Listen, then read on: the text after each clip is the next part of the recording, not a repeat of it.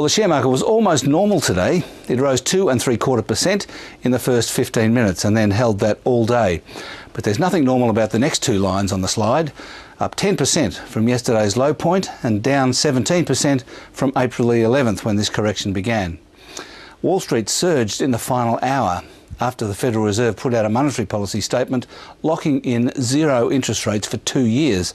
And that's what sparked the turnaround in investor sentiment around the globe. I don't think any central bank has ever made such a promise before. There were some very big gains among the resources stocks today. BHP 3.6%, Woodside 4.4%, and there was a mad rush for retail stocks. Harvey Norman went up 9%, JB Hi-Fi 6.7%, and Foster's went up 4.7% as well. And NAB jumped 6% on the back of a very good quarterly result, which suggested that it's pulling some market share off the other big banks.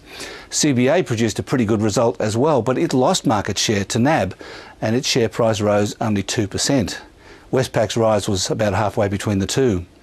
The Australian dollar is back to $1.03 US cents as well as 72 euro cents, but the big mover on foreign exchange markets has been the Swiss franc, which was up 6 cents against the US dollar at one point last night. Here's what the futures market thinks will happen to cash rates in Australia. A 1.5% cut by April next year, and that's what's called the silver lining. And secondly, the Consumer Confidence Index shows that Australians are definitely feeling glum, but not quite as woebegone as in 2009 and much happier than during the 1991 recession. But watch this space, the survey was done on Sunday. And that's finance.